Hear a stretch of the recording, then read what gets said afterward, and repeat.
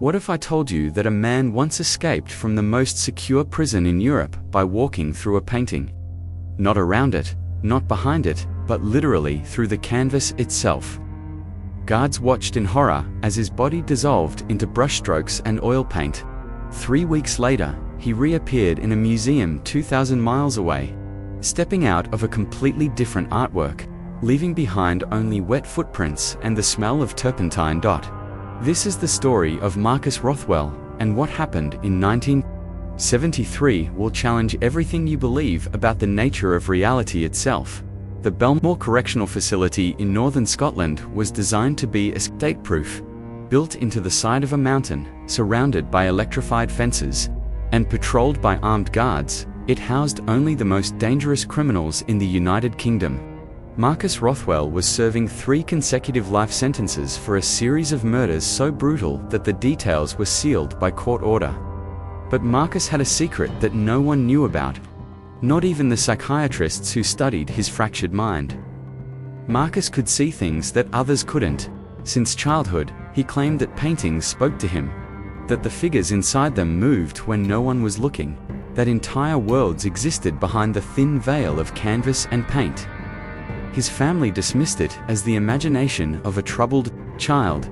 The doctors called it schizophrenia, but Marcus knew better. He knew that art was a doorway, and he had been searching his entire life for the key to open it. In cell block 7, there was only one decoration, a reproduction of Caspar David Friedrich's Wanderer above the Sea of Fog, hung in the common area. Donated years earlier by a charitable organization that believed art could rehabilitate even the most hardened criminals.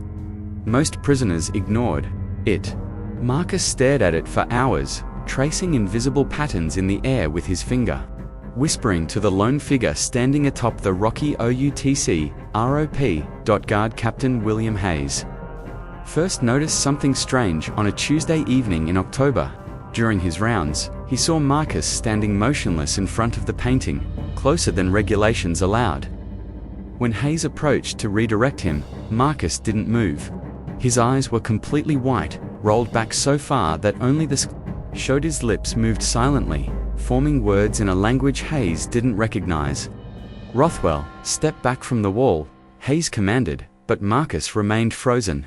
It wasn't until Hayes physically grabbed his shoulder that Marcus snapped back to awareness, his eyes returning to normal, as if nothing had happened. He smiled, that cold, knowing smile that made even the most experienced guards uncomfortable, and walked away without a word. The incidents escalated over the following weeks.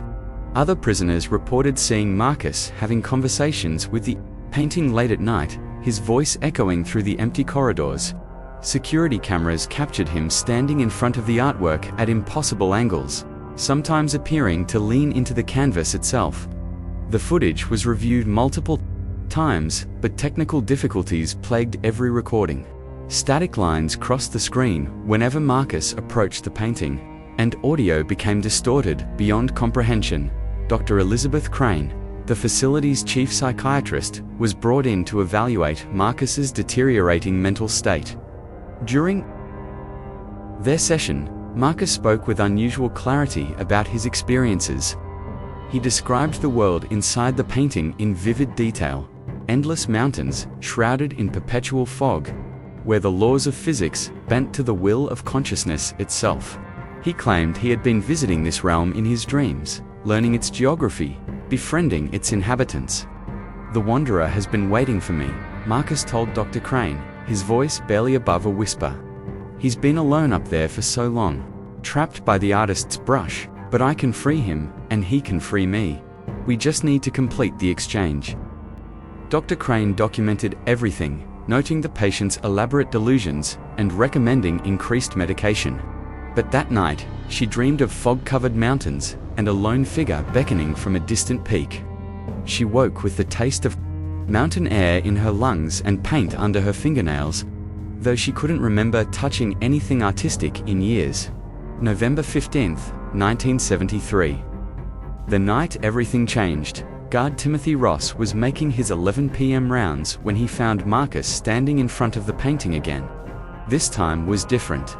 The fluorescent lights in the corridor flickered erratically, casting dancing shadows that seemed to move independently of their sources.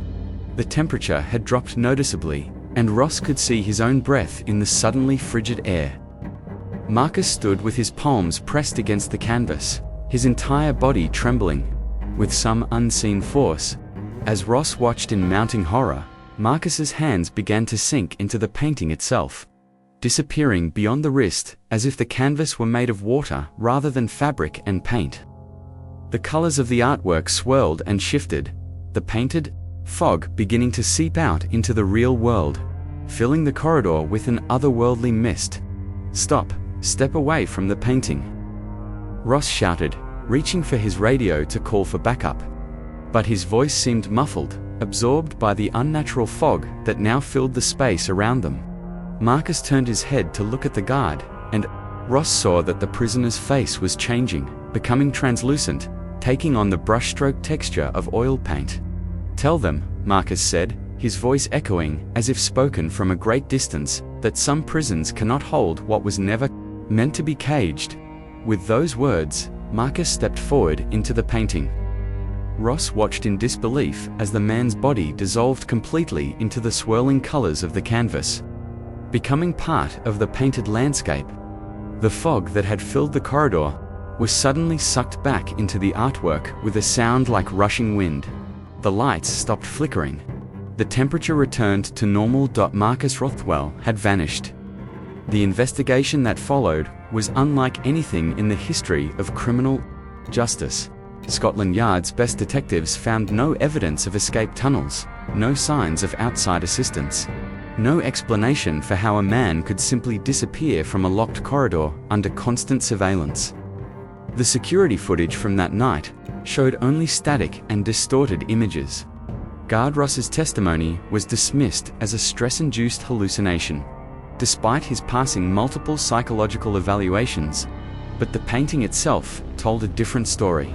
Art experts brought in to examine the canvas found something that defied explanation. The lone wanderer figure that had stood atop the rocky peak for over a century was gone. In its place was empty landscape, as if the figure had simply walked. Out of frame, chemical analysis revealed that the paint in that area was still wet. Despite the reproduction being decades old, Dr. Crane continued her research in secret, documenting every detail of the incident. She discovered that original painting, housed in the Kunsthal Hamburg Museum, had also undergone a mysterious change on the same night. Museum curators reported that the wanderer figure had reappeared in the original work, but now faced in the opposite direction, as if turning to look at something behind him. For 3 weeks, the case remained an unsolved mystery. Prison officials quietly removed the reproduction from the facility, storing it in a secure warehouse where it could do no more harm. The media was kept away from the story through government intervention, with officials fearing mass panic if news of a supernatural prison escape became public. Then came the report from Prague.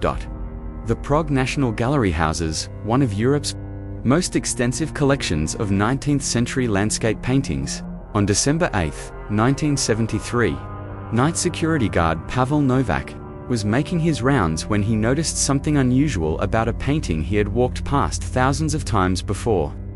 The Wanderer in the Valley, by Czech artist Antonín Manes, had always depicted a solitary figure standing beside a mountain stream. But that night, there were 2 figures in the painting. Novak approached the canvas for a closer look and immediately recognized the second figure, despite never having seen the man before in his life. Tall, lean, with dark hair and piercing eyes that seemed to look directly out of the painting and into his soul. The figure wore modern clothing that contrasted sharply with the romantic landscape around him.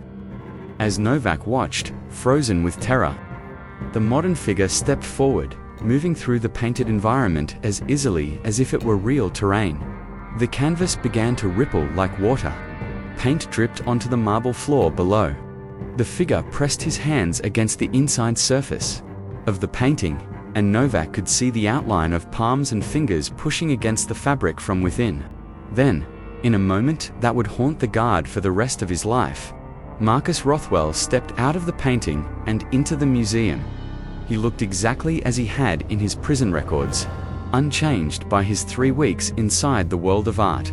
His clothes were dry, his hair perfectly styled, as if he had simply walked from one room into another rather than traveled through impossible dimensions. He nodded politely to the terrified guard and walked calmly toward the museum's exit, his footsteps echoing in the empty corridors. By the time Prague police arrived, Marcus had vanished into the city's winding streets. The painting hung innocently on its wall, showing only the original solitary wanderer beside the stream.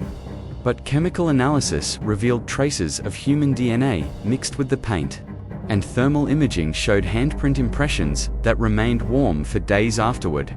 The international manhunt that followed was one of the most extensive in European history. Marcus Rothwell had somehow traveled from a maximum security prison in Scotland to a museum in Czechoslovakia without using any conventional means of transportation. Border controls had no record of him. Airlines, trains, and buses had no passenger manifest with his name. It was as if he had simply ceased to exist in one location and materialized in another. But the story doesn't end with Marcus's escape. In the months that followed, reports began surfacing from museums across Europe. Guards spoke of seeing figures moving within paintings, of artwork changing overnight, of the smell of turpentine in galleries that housed no modern art. The phenomenon became known in underground circles as canvas walking, and Marcus Rothwell was suspected of teaching others his impossible technique. Dr. Crane's research revealed disturbing patterns in art history that had been overlooked for centuries. She found records of people disappearing near certain paintings, of artwork being damaged or altered in ways that suggested human interference from within, of artists who claimed their subjects had achieved a form of immortality through their work. The evidence suggested that Marcus had not discovered something new, but had rediscovered an ancient secret that connected the world of art with dimensions beyond human understanding. The Czech authorities eventually abandoned their search for Marcus, officially closing the case after 6 months of fruitless investigation. But the story lived on in whispered conversations among museum guards, art historians, and those brave enough to believe in the impossible. Some claimed to have seen Marcus's face appearing in background figures of various paintings, always watching, always waiting for the right moment to step back into our world. The reproduction from Biltmore Correctional Facility remains in government storage to this day, housed in a climate-controlled facility with no windows and guards, who are instructed never to look directly at the canvas. Dr. Crane's research files were classified at the highest levels of national security. Her findings deemed too dangerous for public knowledge, but perhaps most disturbing of all are the recent reports from prison psychologists worldwide. They speak of inmates who stare at artwork for hours without blinking, who whisper to painted figures as if carrying on conversations, who claim that the walls themselves are doorways to freedom. These prisoners all share certain characteristics: extreme intelligence, histories of violence, and an obsession with the boundaries between reality and imagination. The question that haunts everyone involved in the Marcus Rothwell case is not how he escaped, but whether he was truly alone in his ability to walk between worlds. The evidence suggests that the barrier between art and reality is thinner than we ever imagined, and that consciousness itself might be the key to crossing from one realm to another. In the end, Marcus Rothwell proved that some prisons are built to contain the body, while the mind recognizes no walls at all. Whether he found freedom or simply traded one form of captivity for another remains unknown.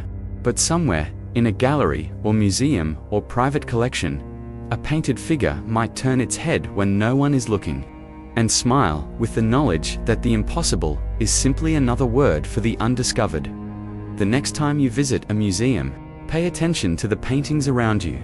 Look carefully at the figures within them, especially those who seem to be gazing directly out of their painted worlds. Notice if their eyes follow you as you move through the galleries, and if you ever see a modern figure in a historical landscape, someone who doesn't belong in their painted environment. Remember the story of Marcus Rothwell, because the canvas that separates art from reality might be thinner than you think, and some doorways open for anyone with the knowledge and courage to walk through them. The prisoner who escaped into a painting proved that freedom isn't always found by breaking down walls. Sometimes it's discovered by stepping through them into worlds where different rules apply. The question isn't whether Marcus Rothwell truly escaped through a painting. The question is, what other impossible doorways exist in the spaces between imagination and reality, waiting for someone brave enough or desperate enough to walk through them? And more importantly, what happens when those who walk through decide they want to come back?